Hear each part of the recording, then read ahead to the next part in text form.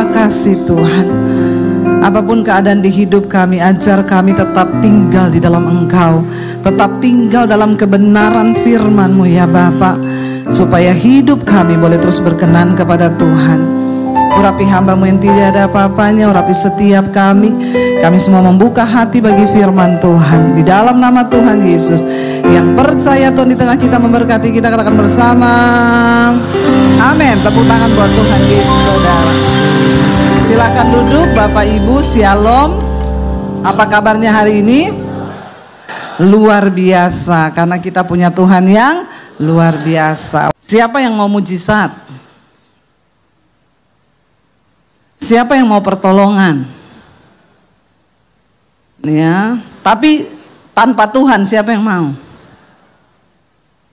Enggak tahu ini benar atau pencitraan ya. Karena banyak orang Kristen sekarang tuh datang ke gereja cari pertolongan, cari mujizat, cari kebutuhan-kebutuhan mereka. Tuhan berkata, pergi, malaikatku bersama dengan engkau loh, beri kemenangan, beri mujizat. Tapi aku enggak ikut. Kenapa Tuhan enggak ikut? Karena kau ini bangsa yang keras kepala, tegar tengkuk, hatimu tuh keras seperti batu. Apa yang membuat Tuhan tidak berjalan bersama dengan orang percaya? Ya satu, karena kau tuh tidak mau bertobat. Amin. Saya selalu berkata begini saudara, ada satu kesesatan yang sangat luar biasa terjadi di kekristenan hari-hari ini, di dalam gereja. Dan itu bukan Kristen progresif. Kalau Kristen progresif kita udah tahu lah sesat ya. Karena bisa selamat tanpa Yesus, itu sudah bertentangan dengan iman kita. Tapi ada kesesatan yang tidak disadari oleh orang Kristen, yaitu ketika engkau terus duduk dalam gereja, di kursi gereja ini, tapi hidupmu gak berubah, kau tersesat.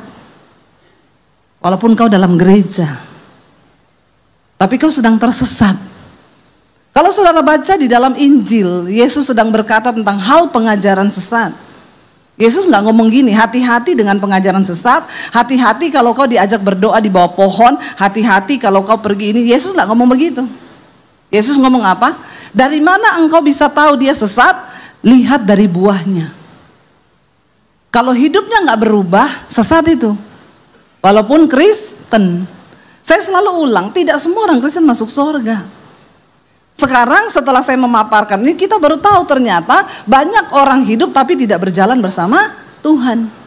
Karena kalau kita berjalan bersama Tuhan, hidup ini pasti berubah. Amin. Tidak mungkin engkau berjalan bersama Tuhan tidak berubah, itu tidak mungkin. Kalau engkau sungguh-sungguh mengasihi Tuhan, mendengarkan firman, mau menjadi pelaku firman, itu pasti hidupmu berubah. Ada satu ciri utama dari orang yang hidup berjalan bersama dengan Tuhan, hidupmu berubah. Yang dulu pemarah, sekarang gak marah-marah. Malah ada yang ngomong, dulu saya gak pemarah Bu, tapi sekarang marah-marah terus. Nah ini lagi lebih tersesat lagi. Ya, hello saudara, bicara tentang kesesatan. Bukan soal kau pergi ke bawah pohon berdoa berasap-asap, bukan loh. Bukan. Ya. Engkau mendengarkan firman setiap hari tapi hidupmu nggak berubah, kau sedang tersesat. Dan Yesus bilang, makanya di akhir zaman Yesus teruskan itu. Kalau saudara baca tentang hal pengajaran sesat, dari buahnya engkau akan mengenal mereka yang sesat itu. Dan terakhir Yesus bilang, makanya di akhir zaman banyak orang akan berseru, Tuhan, Tuhan, kami melakukan mujizat demi namamu. Saya khotbah loh Tuhan tiap hari Minggu demi namamu. Saya main keyboard loh tiap hari demi namamu. Saya main musik loh tiap hari demi namamu. Saya ini WL loh Tuhan demi namamu. Saya jemaat WTC loh Tuhan tiap minggu hadir loh demi namamu. Tuhan bilang, aku tidak kenal engkau pembuat kejahatan. Ya, kenapa Tuhan gak mau berjalan dengan bangsa Israel? Keras kepala, gak mau bertobat, gak mau berubah. Ada mujizat, silakan, ada malaikat menyertai. Tanda dari penyertaan Tuhan saudara adalah ketaatan kita. Waktu kita taat mendengar suara Tuhan, melakukan. Orang Kristen sekarang hidupnya itu cuma bolak-balik ke gereja, tiap minggu ke gereja. Nanti lagu pujian lompat-lompat. Ya, pulang yang berantem tetap berantem, rumah tangganya ribut tetap ribut, yang bersinah tetap bersinah, yang selingkuh terus, yang jadi pelakor terus, jadi ani-ani terus. Ya, mau sampai kapan kita ini hidup begitu? Ya, apa tanda penyertaan Tuhan? Hidup kita ini diubahkan.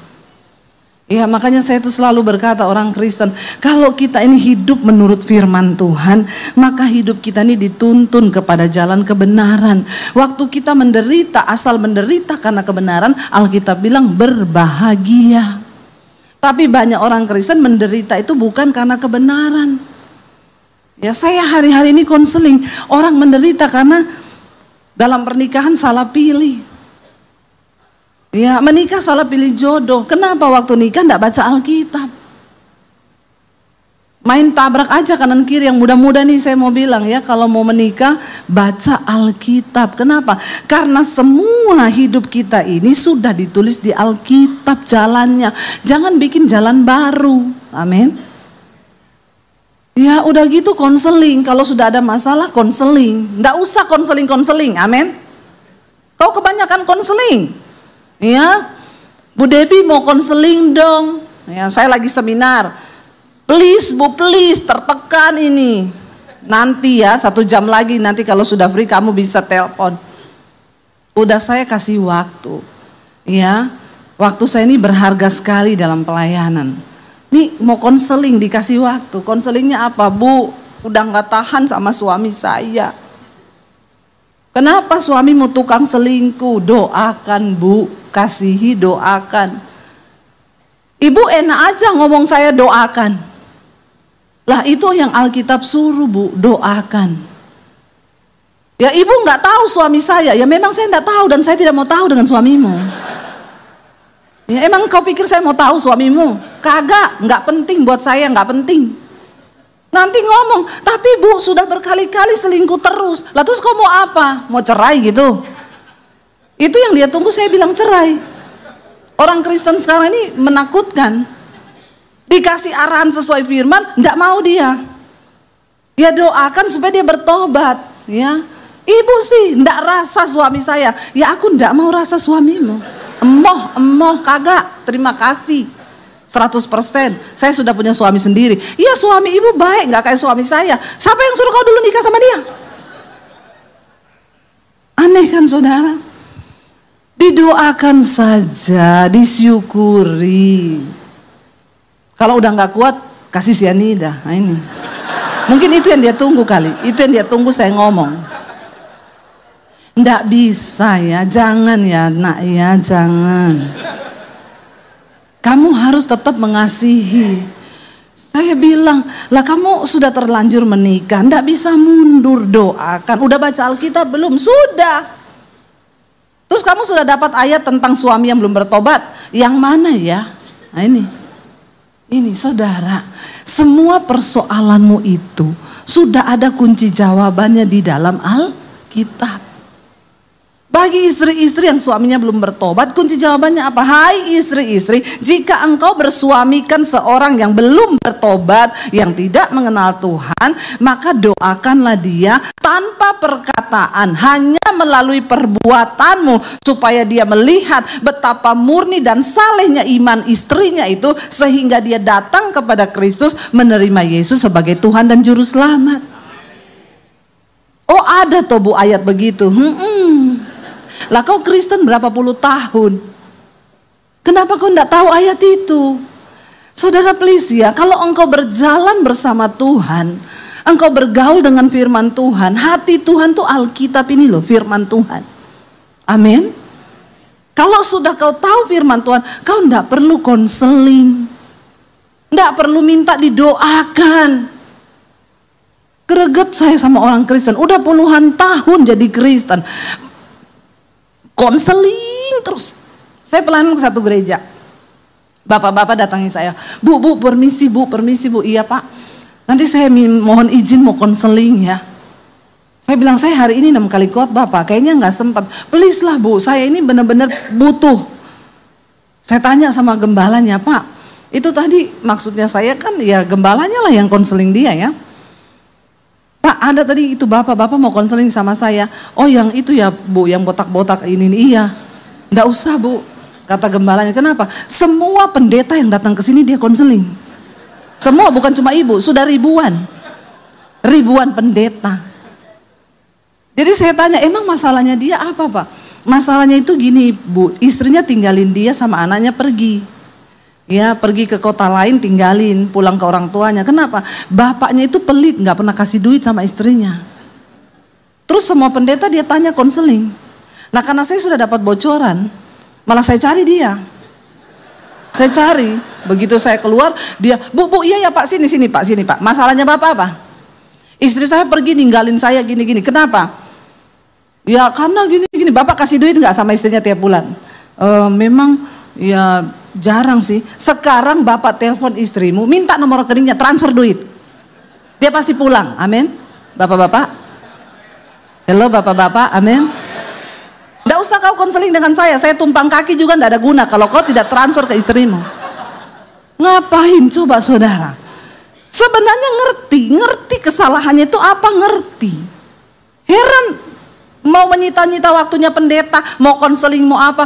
Kau tahu kok kau berubah itu, ya kau nggak pernah kasih duit istrimu, kasih dong duit istrimu. Amin ibu-ibu.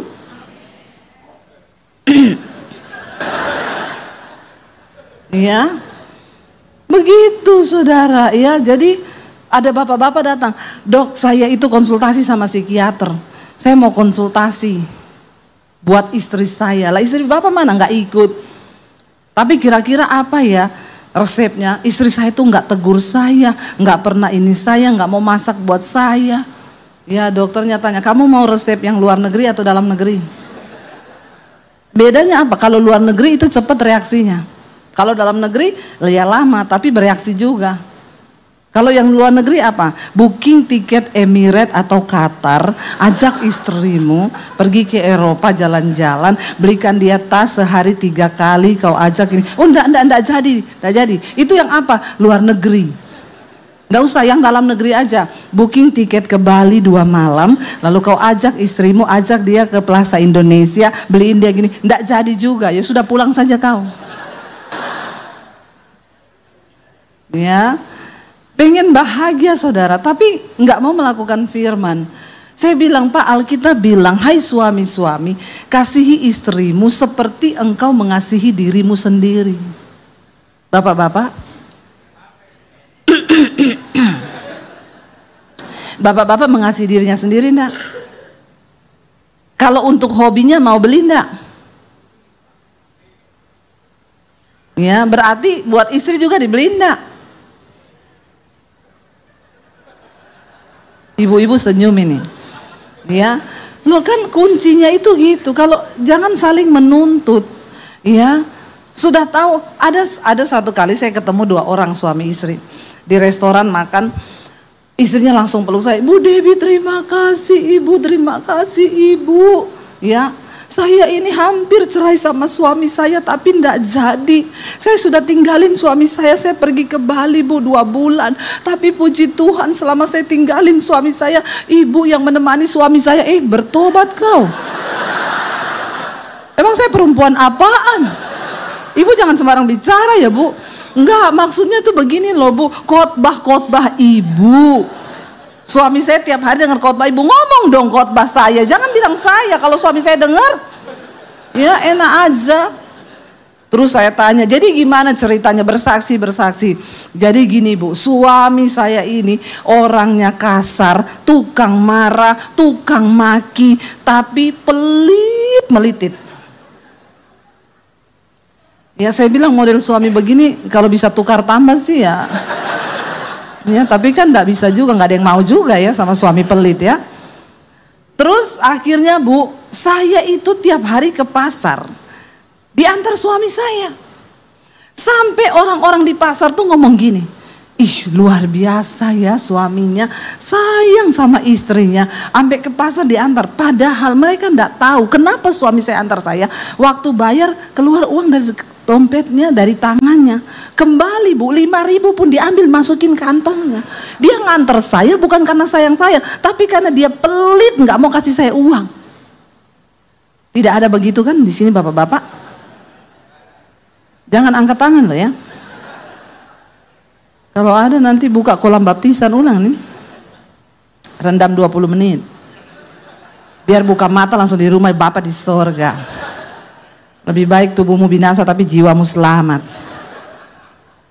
Lalu saudara akhirnya dia bilang, itu Bu, belum kalau maki-maki saya salah sedikit, marah, ini kasar. Akhirnya saya bosan, anak saya di Bali.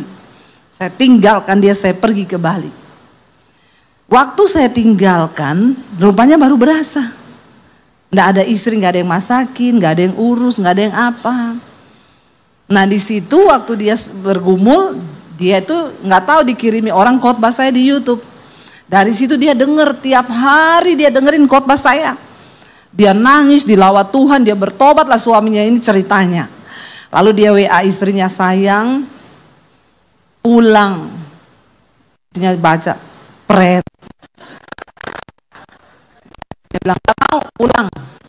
Saya sekarang sudah berubah loh. Istrinya bilang, saya punya tandanya gini Bu, kalau dia memang benar berubah, maka dia minta nomor rekening saya, dia kirim saya duit. Itu tok tanda yang saya minta dari Tuhan. Karena suamiku ini wes tenan, pelitnya itu, katanya orang Jawa, pelit melitit. Lalu besoknya dia WA lagi, sayang kamu tuh nggak mau pulang toh, masa kamu nggak kangen aku? Enggak, aku di sini bahagia. Istrinya bilang, padahal saya enggak bahagia Bu di sana. Ya saya rindu juga pulang menemani suami saya. Saya ngapain di rumah anak? Walaupun saya pergi ke tempat hiburan, tapi hati saya ini terluka. Karena saya tinggalin suami saya. Satu kali suaminya WA kepada istrinya, sayang aku tuh tadi malam mimpi. Mimpi apa? Kamu di tempat ramai, semua orang tersenyum tapi kamu menangis. Jadi aku tahu hatimu itu pasti pengen pulang. Pulang sayang, nggak mau. Tak tunggu sampai kau minta nomor rekeningku. Ternyata tandanya simpel. Akhirnya benar besoknya dia WA istrinya, sayang, kamu di sana gimana? Masih ada uang nggak? Aku transfer ya ke rekeningmu. Dikirimlah bukti transfer. Istrinya kaget, ih bener bertobat loh. Ah tapi siapa tahu ini cuma mau bujuk aku. Enggak, ya tak tunggu sampai berkali-kali dulu.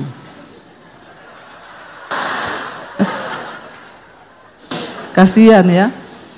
Akhirnya berapa hari kemudian suaminya telepon lagi, sayang uangmu udah habis belum? Aku transfer ya hari ini. Ditransfer lagi saudara. Akhirnya istrinya pulang. Lalu istri bilang, saya mau tunggu Bu. Waktu saya pulang dia bilang, ayo mah dengerin khotbahnya ini loh Bu Debbie ini. Bagus loh, enggak perlu denger-denger, yang penting berubah.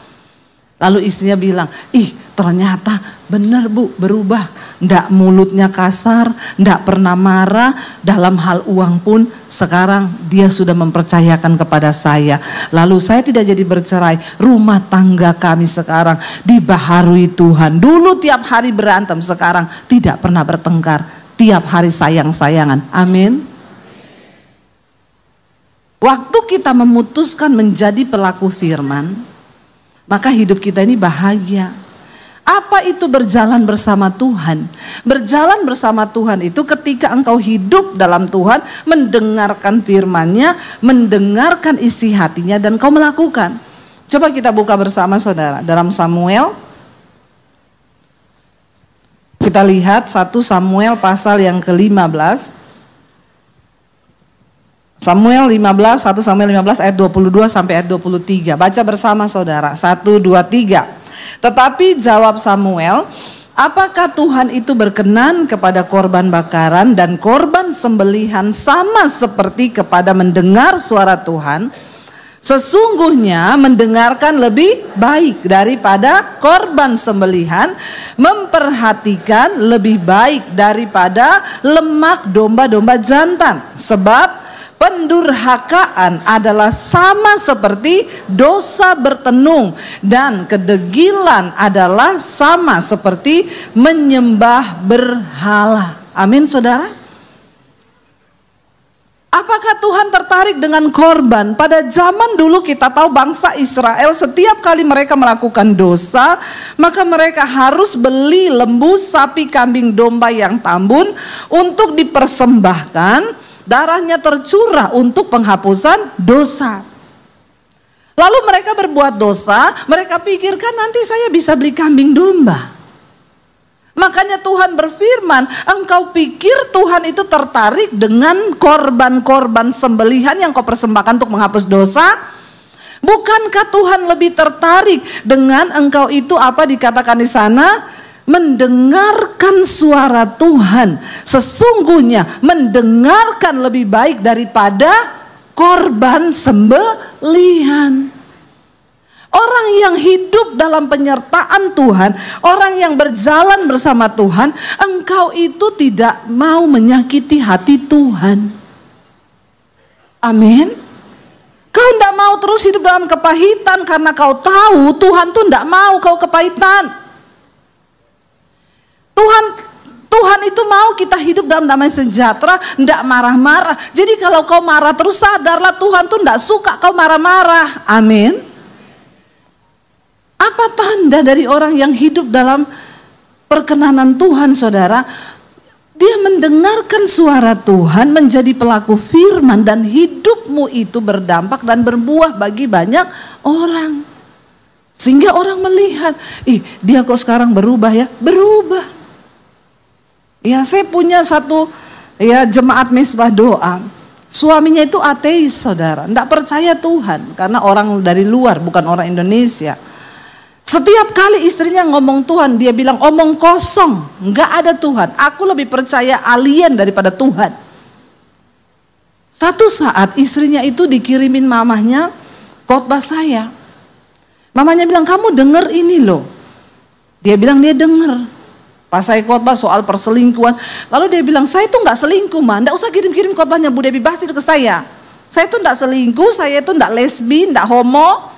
Tapi satu saat ketika dia lagi tertekan, tiba-tiba dia iseng mendengarkan khotbah saya. Saudara, dari situ dia terus dengar apa yang terjadi.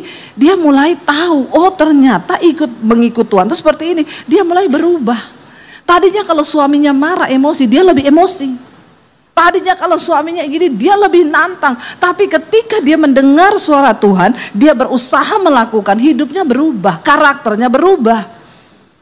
Dan saudara tahu sekarang, suaminya mau percaya kepada Tuhan, mau ke gereja. Kenapa? Karena aku lihat hidupmu berubah. Kenapa orang gak mau percaya Tuhan? Karena dia lihat hidupmu itu gak berubah, saudara. Bagaimana kita menjadi suratan Kristus yang terbuka? Adalah ketika kita ini hidupnya berubah, kita bisa memperlihatkan hidup kita ini loh kepada orang. Aku ini berjalan bersama Tuhan. Perhatikan, coba kita lihat kembali di Keluaran 33 tadi. Kita kembali, di sana Musa berkata begini, saudara. Ayat yang ke-12. Keluaran 33 ayat 12. Lalu berkatalah Musa kepada Tuhan, memang engkau berfirman kepadaku, suruhlah bangsa ini berangkat, tetapi engkau tidak memberitahukan kepadaku siapa yang akan kau utus bersama-sama dengan aku. Namun demikian engkau berfirman, aku mengenal namamu dan juga engkau mendapat kasih karunia di hadapanku. Maka sekarang jika aku kiranya mendapat kasih karunia di hadapanmu, beritahukanlah kiranya jalanmu kepadaku sehingga aku mengenal engkau, supaya aku tetap mendapat kasih karunia di hadapanmu. Ingatlah bahwa bangsa ini milikmu. Lalu ayat 14, lalu ia berfirman, aku sendiri hendak membimbing engkau dan memberikan ketentraman kepadamu.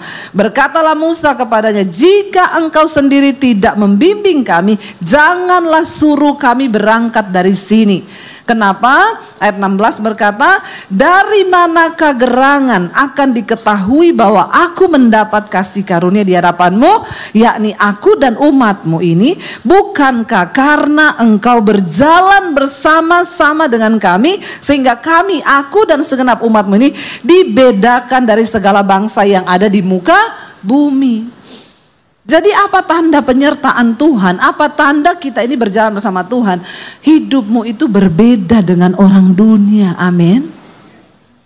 Kalau sekarang orang dunia lagi kacau pikirannya, sekarang orang dunia lagi tidak menentu, emosi, marah, maka kita yang berjalan bersama Tuhan ada damai sejahtera yang melimpah dalam hidup kita. Amin. Sama-sama menghadapi persoalan loh saudara. Berjalan bersama Tuhan bukan berarti tidak ada tantangan. Tetapi berjalan bersama Tuhan, kita ada dalam ketaatan, ada damai sejahtera yang melimpah di hati kita. Engkau sedang berjalan bersama Tuhan. Saya mau bersaksi beberapa waktu yang lalu ketika pandemi selesai, saya dan suami berdoa kepada Tuhan. Tuhan, apa yang Tuhan mau dengan hidup kami? Karena banyak orang yang sudah bilang, ibu buka gereja, bu buka gereja, buka gereja. Saya bilang saya ini nggak dapat dari Tuhan tanda untuk buka gereja. Dan saya tidak mau melakukan sesuatu yang bukan kehendak Tuhan. Lalu saya berdoa, Tuhan, apa yang Tuhan mau? Ya, walaupun saya ini udah dikasih orang tempat, ibu kalau mau buka gereja pakai aja tempat saya gratis, nggak usah bayar. Sudah komplit semua, ada musik, ada sound system. Tapi saya mau melakukan apa yang Tuhan mau, karena orang yang berjalan dengan Tuhan akan dituntun oleh Tuhan. Diberitahu apa yang kita mau lakukan. Lalu Tuhan jawab saya hanya dengan firman Tuhan, di mana Tuhan berkata bahwa di akhir zaman itu tuaian banyak, tapi penuai sedikit. Jadi kamu harus mempersiapkan para penuai. Saya bilang, saya memulai dari mana Tuhan maksudnya mempersiapkan para penuai? Lalu ya Tuhan itu kasih saya satu visi untuk mulai bergerak, bikin seminar hamba-hamba Tuhan di desa-desa, kumpulkan, lalu ya beri mereka pembekalan dan lain sebagainya. Yang kedua, kamu harus bikin sekolah Alkitab yang itu ya sekolah misi, sekolahkan anak-anak yang tidak mampu untuk menjadi hamba Tuhan.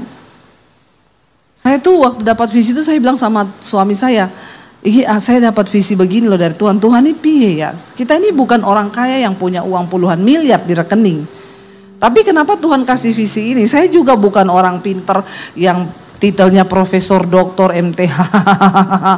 Enggak, saya ini cuma hamba Tuhan biasa.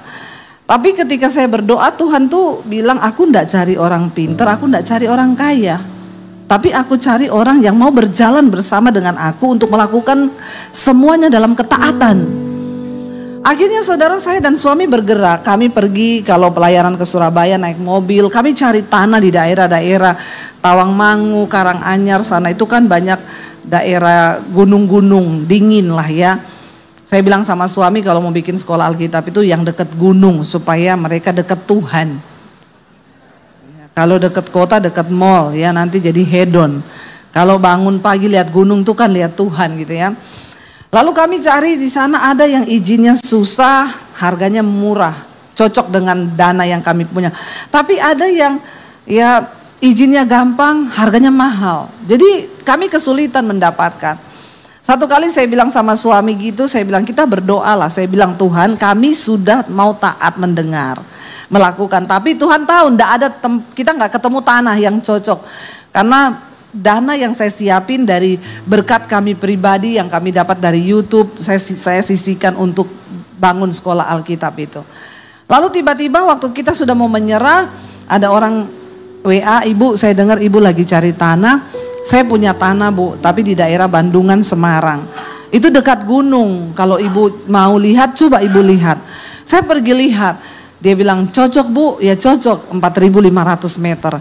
Yaudah kalau cocok kita serah terima di notaris ya, serahkan ke yayasan untuk dibangun. Ketika sudah digambar saudara, saya kaget setelah selesai digambar, ini bu ya dikasih. Saya lihat waduh sekian miliar saudara ya.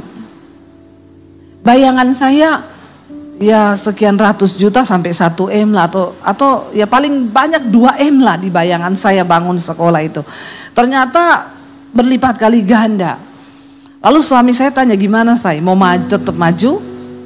Saya bilang ya maju. Terus dananya dari mana? Saya bilang ini kan proyeknya Tuhan. Iya kalau proyeknya Tuhan ya terus kita juga harus pakai rasio loh untuk berpikir ini. Jangan terlalu berani ngomong proyek Tuhan kalau kita ini tiba-tiba berhenti di tengah jalan. Lalu saya bilang gini, oh iya gampang nanti kalau sudah mulai pembangunan nanti saya taruh aja nomor rekeningnya di YouTube. Sambil saya khotbah, nomor rekeningnya jalan-jalan ya, muter-muter di muka saya.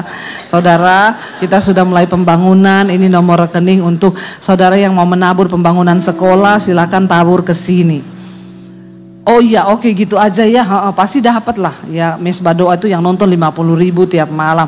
Kalau Mesbah Syukur pagi 75.000, kadang sampai 100.000. Ya taruhlah satu orang menabur 50.000 lah ya, kalau dikali 100.000 berapa, hitung sendiri. Saya bilang gampang udah. Ketika sudah waktunya suami saya bilang, mau taruh nomor yang mana ini di rekening? Saya bilang tunggu ya, saya tak doa lagi, tanya Tuhan deh, minta satu kali peneguhan lagi. Waktu saya berdoa, Tuhan tuh ngomong gini, silakan taruh nomor rekeningmu, tapi aku ndak ikut bekerja di dalamnya. Karena kamu seperti Daud yang mencoba menghitung kekuatan pasukannya.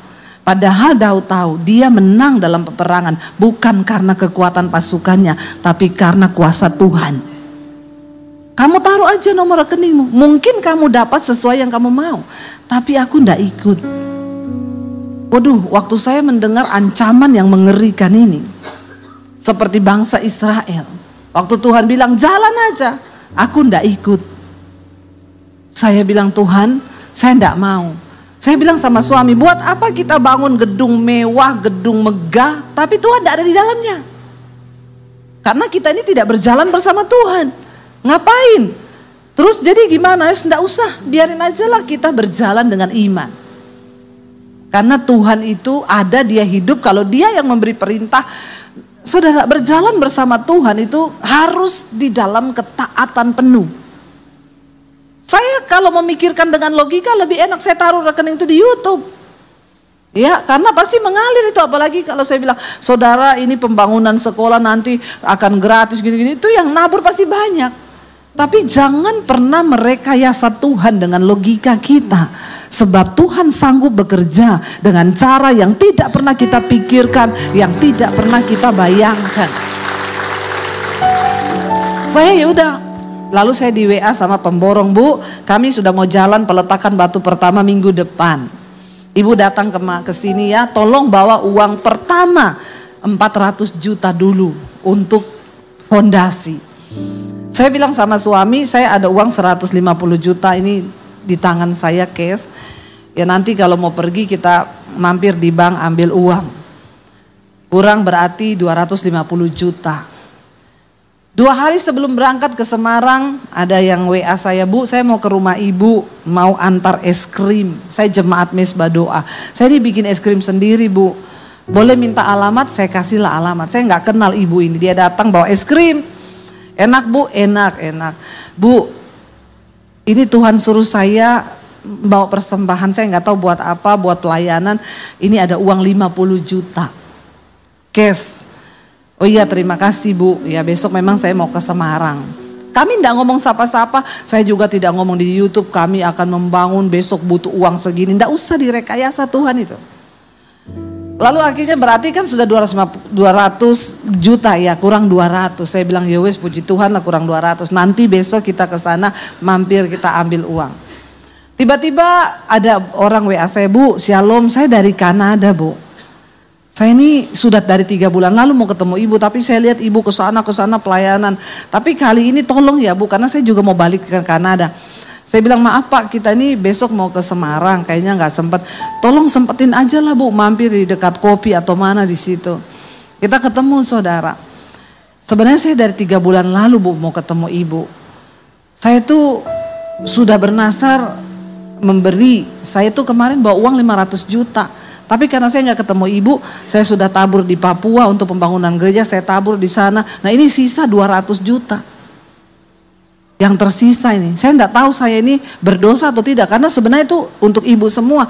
Oh enggak Pak, itu benar. Karena sekarang memang yang saya butuhkan hanya 200 juta.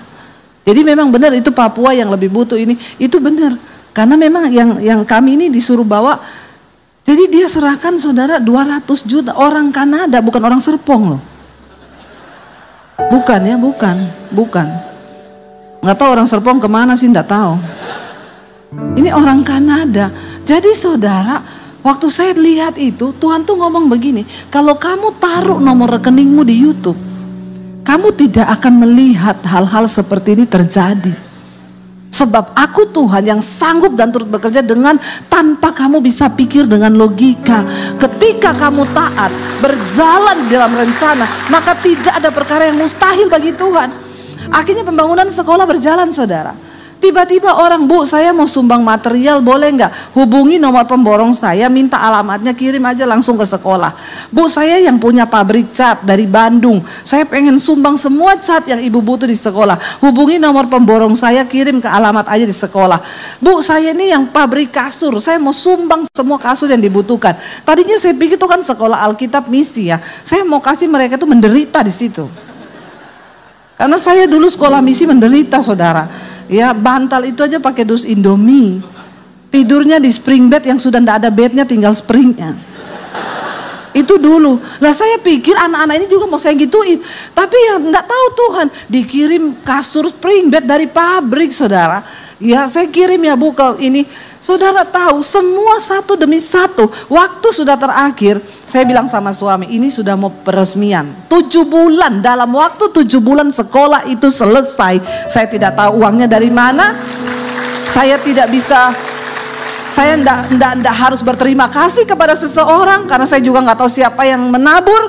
Tapi saudara, ada ya tercukupi. Uang yang sudah saya siapin untuk pembangunan tidak terpakai. Wow, enggak Tuhan. Akhirnya saya bilang sama suami, ini kita sudah harus mau buka, belum ada furniture. Lah untuk sekolah begitu kan kita butuh banyak furniture, dari kursi apa, AC semua. Bu, saya punya pabrik furniture di Malang. Saya disuruh Tuhan untuk sumbang semua furniture yang ibu butuhkan. Ibu lihat katalog kami, silakan ibu pilih semua. Saya bilang, saya enggak minta diskon, kasih diskon aja. Oh enggak boleh Bu, nanti Tuhan Yesus marah saya. Ibu harus gratis semuanya. Sampai selesai, sekolah berjalan. Angkatan pertama 30 anak, saudara. Hampir semua gratis karena memang mereka enggak mampu. Dari Papua, dari NTT, dari Palu, dari mana datang sekolah. Staf saya bilang, Bu, pengeluaran setiap bulan sekian, Bu. Dalam waktu 6 bulan sekian ratus juta. Aduh, banyak juga ya. Saya tutup mata deh, ini proyeknya Tuhan, biarin deh kita jalan. Waktu sekolah sudah berjalan. Bu, ini pabrik tahu setiap 2 minggu mau kasih tahu 200 potong. Pabrik tempe ngasih tempe 300 potong setiap 2 minggu. Pabrik telur ayam kirim telur 2 peti setiap 2 minggu. Beras dikirim. Saya melihat sampai kita kadang kelebihan loh. Sampai nolak-nolak. Sampai dibagi sama panti asuhan yang dekat-dekat. Kenapa? Saya bilang kalau Tuhan yang bekerja, saudara. Kalau saya dari awal taruh nomor rekening itu di YouTube, saya tidak akan melihat pemeliharaan Tuhan yang begitu hebat. Sekarang kami sudah masuk angkatan yang kedua, sudah berjalan. Yang pertama sudah kembali ke daerah mereka yang tidak ada pelayanan, ditempatkan ada 30 titik misi di seluruh Indonesia. Dan waktu Tuhan bekerja, jangan pernah kau batasi Tuhan dengan logikamu. Mari kita menjadi orang Kristen yang berjalan bersama Tuhan. Saudara lihat ketika Tuhan mengancam tidak berjalan bersama bangsa itu. Apa yang dikatakan, kita baca ayat yang keempat tadi, Keluaran 33. Ini yang mereka lakukan sehingga Tuhan memutuskan untuk berjalan bersama mereka. Ayat 4 berkata di sana 1, 2, 3. Ketika bangsa itu mendengarkan ancaman yang mengerikan ini bahwa Tuhan tidak berjalan bersama mereka, maka berkabunglah mereka dan seorang pun tidak ada yang memakai perhiasan. Apa yang membuat Tuhan itu akhirnya hatinya tergugah buat berjalan bersama mereka? Pertobatan. Waktu kita merendahkan hati, merendahkan diri, hidup dalam pertobatan, maka Tuhan akan berjalan bersama kita. Saudara, hari ini engkau yang masih hidup dalam dosa, tinggalkan dosamu. Bagaimana cara kita menghormati Tuhan waktu kita mau bertobat? Cuma pertobatan yang bisa menarik hati Tuhan untuk mengasihani kita dan berjalan bersama kita. Karena itu hari ini kalau kau masih hidup dalam persinahan, percabulan, perselingkuhan, amarah, kepahitan, dendam, rokok, minuman keras, judi, buang semua yang tidak berkenan itu. Bilang, Tuhan bawa kami dalam kekudusan. Kami tidak bisa berjalan tanpa Tuhan. Kau yang rumah tanggamu terus ribut, bapak-bapak yang marah-marah, bertobat supaya engkau melihat berkat Tuhan tercurah. Kendalikan dirimu dengan firman Tuhan. Sebab firman Tuhan itu jalan, itu kunci bagi hidup kita diberkati Tuhan. Bangkit berdiri bersama. Kita katakan di hadapan Tuhan, bila kau tak beserta, kami tidak mau berjalan Tuhan. Terima kasih Tuhan Yesus. Bila kau, katakan bersama pujian ini doa kami di hadapan-Mu hari ini Tuhan. Pegang tangan kami. Kami tidak dapat berjalan sendiri dalam hidup ini Tuhan. Kami perlu Tuhan. Pimpin hidup kami. Pimpin anak-anak kami Tuhan dengan kasih karunia-Mu. Amin Tuhan. Yes Lord. Berjalan dengan Roh Kudus-Mu yang menguduskan kami. Nyatakan Tuhan kemuliaan-Mu bagi kami. Dan berjalanlah demi.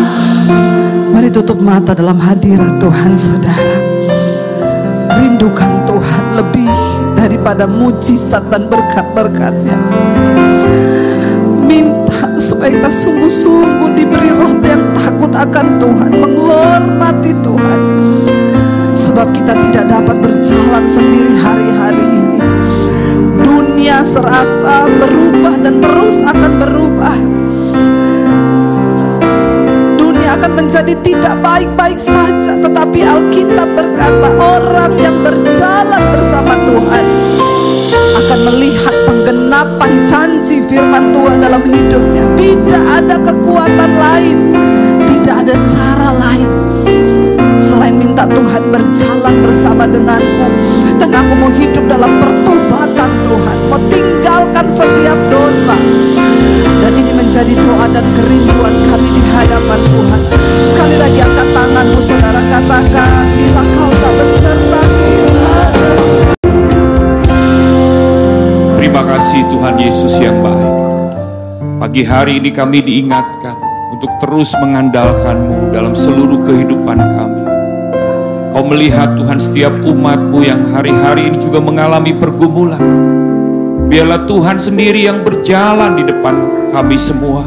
Tuhan yang membuat satu terobosan-terobosan. Tuhan yang memberikan hikmat kepada kami, sehingga sungguh kami semua berjalan dengan iman kami semua Tuhan. Terima kasih untuk firman-Mu Tuhan yang melalui hamba-Mu Ibu Debbie Basir. Tuhan yang memberkati pelayanan hamba-Mu dimanapun hamba-Mu berada.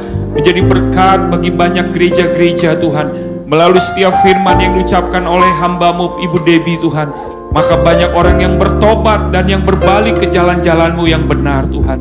Terima kasih Tuhan untuk hari ini. Terima kasih untuk setiap umat-Mu, untuk setiap para pengerja-Mu yang melayani di hari Minggu ini. Ini adalah hari di mana kami merayakan-Mu Tuhan, dan Kau yang ditinggikan di dalam seluruh kehidupan kami. Terima kasih Tuhan. Kami juga berdoa untuk gembala kami, dimanapun hamba-Mu melayani Tuhan, yang terus menyertai Pak Wiryo, Ibu Flora Tuhan. Bahkan seluruh pengerja-pengerja-Mu yang hari ini juga melayani, Engkau juga yang terus memberkati berlimpah-limpah. Terima kasih Tuhan Yesus buat pagi hari ini. Dan sebentar kami semua akan berpisah, dan kami akan kembali kepada aktivitas kami. Biarlah kami menjadi terang dan garam-Mu Tuhan, dan kami siap untuk menerima berkat yang terbaik dari Bapa di sorga. Kekasih-kekasih Kristus, mari angkat kedua tanganmu. Terimalah berkat yang terbaik dari Bapa di sorga.